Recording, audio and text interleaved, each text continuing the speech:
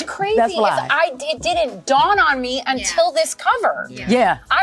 Because none of us, we didn't, cover? first of all, we didn't work about it. together in the film. Like, none of us overlapped. Nope.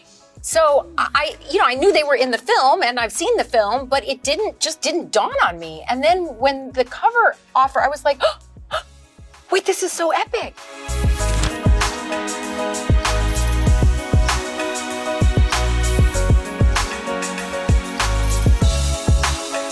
I think what makes this film even more iconic was the girlfriends living single and insecure crossover, which we didn't know is what we needed. I feel really, it makes me want to cry a little bit. I feel a little humbled and tickled by, first of all, the opportunity that Girlfriends brought into my life and what it did in my career and what it brought to me as a human being. But, this was where I looked, you know what I mean? I was looking there and then there was, it's just, I don't know, it's very special. I can't. Ooh, chicken skin. Woo. Me. You know? I admire these two women. Right back at you. They're freaking phenomenal. What was it particularly that drew each of you to this particular project? I mean, the script was brilliant. I hadn't read Erasure before, but so my first introduction was Me too. Cord's work, and it was immediately relatable, just even as a writer, as a Black person, just on all levels. I thought that it was funny. From those first 5 pages, I was already laughing, and it was just immediately something I wanted to be a part of. Yeah, the script drew me in really quickly and also surprising because I hadn't read Erasure, so I was like, wait, what is happening? And it was a nice journey. That drew me in, and then Jeffrey Wright, the opportunity to work with Jeffrey was very exciting for me. A man whose work I have just admired for so long, and the way he transforms himself in every role that he does. And also Cord. I was a fan of Cord's work, and I really love supporting first-time directors. For sure. Everything that they said, double it up. But imagine getting this call. Erika, there's a director, and you know him. He won the Emmy for Watchmen. Yes. I'm already like, huh? Mm-hmm. And then it's a book, Erasure, Percival Everett, and then Jeffrey Wright, and you play his girlfriend. And at the time, the movie's name was Yes, it was. I'm sorry, I started taking vitamins and stretching that day. I was in. I didn't need to read anything. I was like, oh, hell, this is going to be my 9.5 weeks. So, I was in. I don't want much in life. But that right there, that was like a Christmas gift from Black Santa. What was today like since you... Fun as hell. It was really fun. Immediately fell into it. Everybody looked amazing. Yeah, sexy. I mean, she was all greased up finally. All right. That's nice. Wait, why did she say finally? Why did she say finally? You know what I mean? Apparently, Tracee has a heritage booty. to find my well, anyway, it was really fun today, and it was really comfortable. It was really easy. It was like it was hot though too. It was like more, your friends. Not in the sexy way, in the temperature way. No doubt. Yes. Humid way. It was sexy. She brought the heat. Erika brought the heat. No, Erika was That's what hot. it was.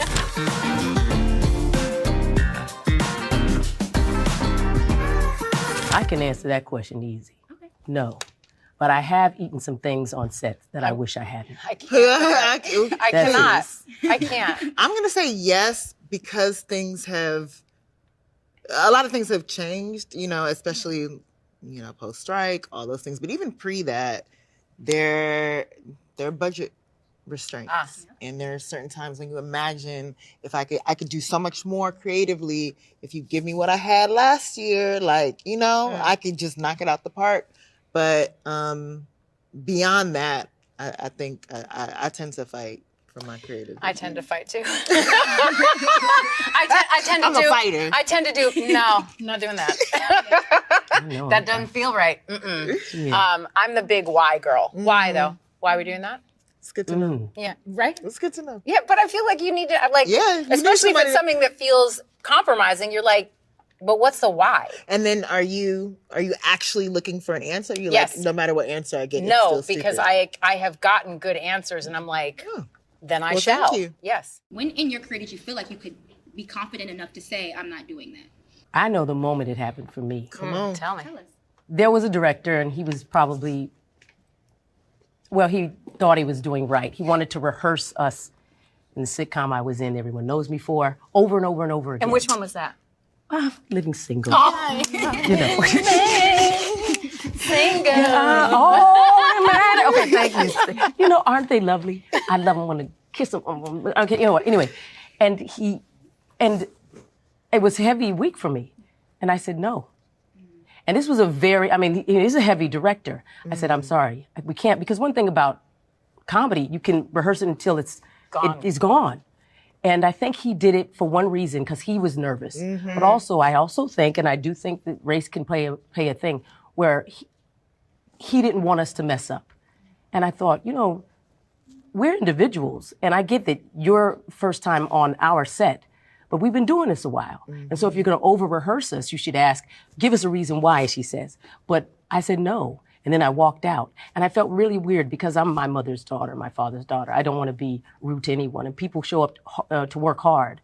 But it was that day, it was freedom, but it was also pressure. Because I felt like, did I have the right? Have I earned the right to say no?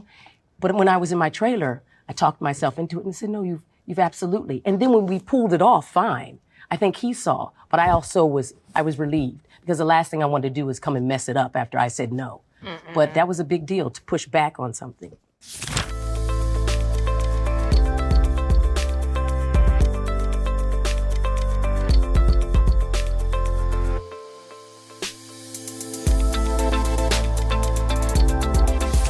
I don't think there's any burdens to being a Black woman. I don't know that I would describe it that way. There are obstacles that, you know, we face that most of us are able to overcome.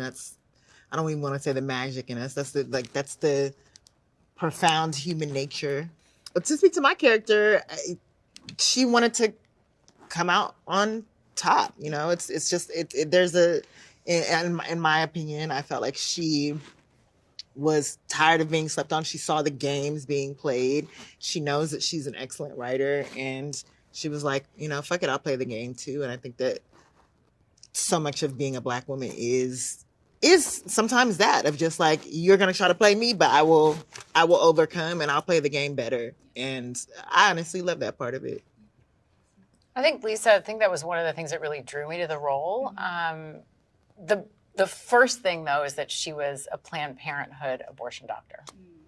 A Planned Parenthood doctor. But just to play that on screen in and of itself felt important to me.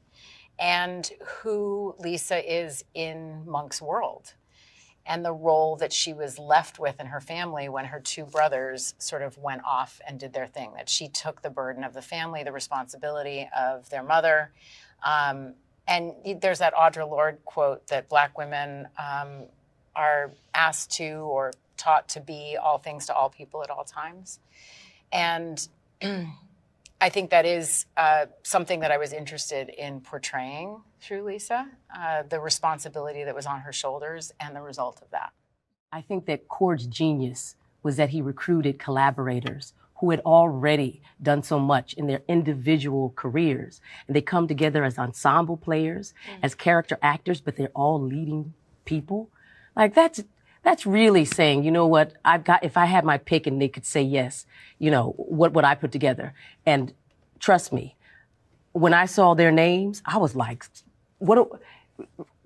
I'm already there, you know, in my mind. But I hadn't thought, just like Tracee, about the significance of what it meant for these three women and what we have represented over the years in comedy. And that's a tough space. It's a tough business, you know, and to be here in this moment, I mean, I'm so grateful, I don't know what to say. And can I also say that these two women were very early supporters of my work when I was doing a web series, running into you at the Art Walk. And I haven't been back since, because why would you go back?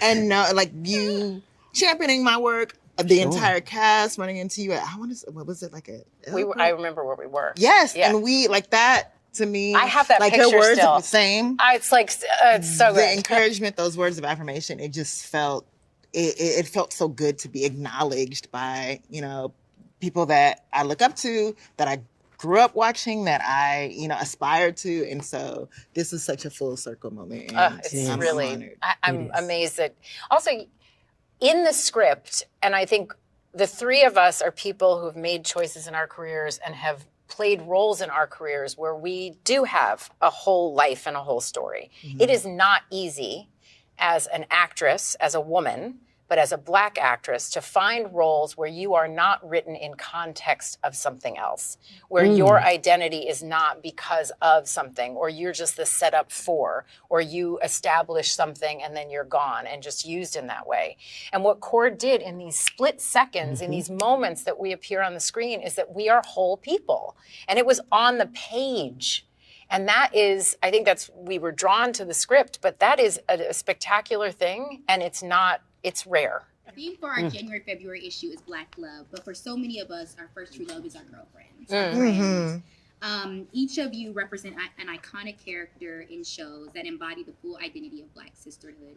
Is there a character on any of these shows that is most similar to you? I mean, on both of you guys' shows, I'm definitely a Joan, and I'm definitely, I would say that I'm a blend between Maxine and Khadijah. Because I have that hard Maxine exterior to but like with my girlfriends, I'm Khadijah. I think I was Khadijah, and I think I'm Issa, and I'm sadly very Joan. I've evolved, and I've grown up a little more than Joan now. I'm a little less anxious, and I have a lot more faith than Joan, and I'm not waiting to be chosen. Ooh. I know that's right. I know that's right. Because her little journey, sometimes I look back, I'm like, girl, stand down. Come on. I'm like, for God's sakes, you're a lawyer. You're now a restaurateur. Like, what is happening? Yeah, I don't know if she should go back to William. I didn't say that. Although they were real cute. Yeah, they were. What about you? Well, I'd like to think I have the schizophrenia to think I'm all of these women. Because frankly, I could see myself in every single one. I really could. I'm very awkward. And I'm from Arizona, so up in the mountains. I'm very awkward. So when she was doing that, I thought, oh, wow, that represents somebody more like me. Except I have the confidence in another mind of a Joan who's accomplished, who's trying to juggle a lot of things and testing the waters and not really knowing. I really love that. And I like the strength of what she's, put forth. Obviously written by really strong women, both of those shows. And also Issa Rae's show written by her and the whole team. So, I mean, that's what I feel. But I also am a little Aunt Esther. I'm all these things that Whoopi Goldberg and all these people put in you. What you see in us is what they put out there. And so we got to give, thanks to Marla Gibbs and LaWanda Page on Aunt Esther and Whoopi, all of them. Yeah. They made it possible.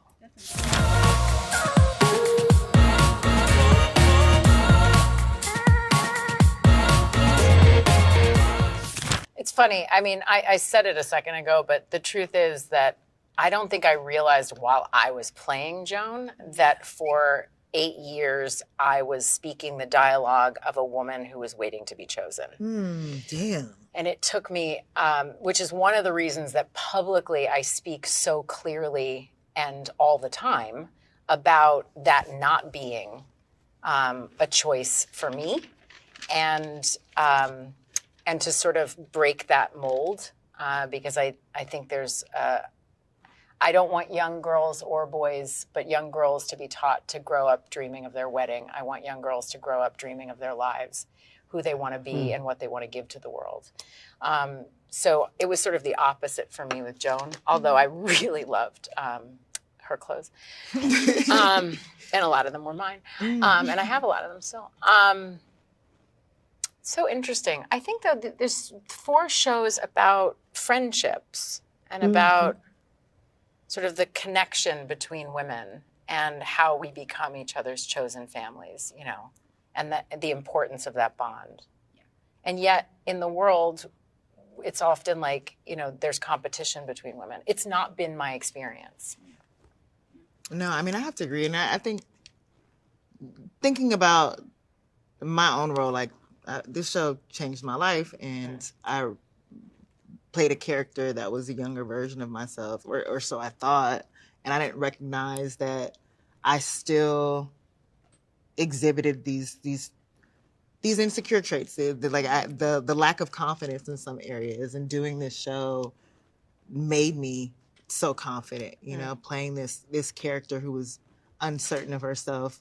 Similar to you, is just like, I'm very much not that anymore. And I'm very sure of myself in what I'm doing. I'm sure of myself behind the scenes. And it taught me a lot of lessons that I put into place in my real life. So I thank her for kind of shining light on my strength. It'll be 30 years this year for Living Single. Wow. 40 years next year for me in the business. Wow. I'm tired. I'm gonna tell you, I'm tired. I ain't gonna lie. And I gained strength by thinking that something, just like Tracee said, I'm not thinking at the moment we're doing the show about any effect it's going to have. You're just hoping that you can do the show well and keep moving, because those shows are being filmed 26 per year and whatnot. It's a grind. How many did you do? Not 26, barely. We did 24. 44. 24, yeah, okay, 26, 24. It's a lot.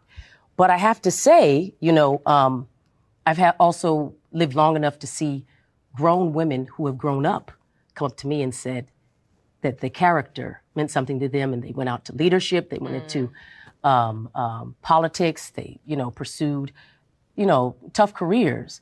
People like Stacey Abrams, Ayanna Pressley. Wow. You know, amazing. it's amazing. So I give that back to, again, something that someone put into me, and I'm just, for that brief period, able to sort of tap into that and put it out in the world. But thank goodness for all the people who came and provided those opportunities, because that's what I see in it. I see all the instructors. I see my mom, my father in it. I certainly see, you know, people like Whoopi. She played my mother in a whole other film before I got there. Oh, really? Yeah, so you see that haircut? That's Whoopi. Oh, wow. That's Whoopi. Wow. It's in there. But it was Cecily Tyson who told me, don't ever let anybody tell you what to do with your hair. That was before I got there, you know. And then we had the great Felicia Rashad being that lawyer, showing us how to, you know, how to do that. But then I'm a preacher's daughter. If I walk in the room, I'm just doing my best to strut around and act like I know. These are all the things that make up, you know, the things we're pulling from. And so when people say that inspired them, I'm saying good, because I'm inspired and I aspire to those people. So I'm grateful for it. And boom shakalaka, you know, good luck to everybody, because this is a tough business. Boom Shakalaka is also 30 years old today.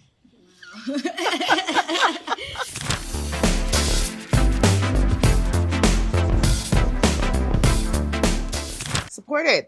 What other publications are out here trying to represent us to the fullest, doing their best to showcase all our multifacetedness? Like, there are no other publications that care about us like Essence does. So support Essence. Yeah, I think that closes us out beautifully. Thank you. No doubt.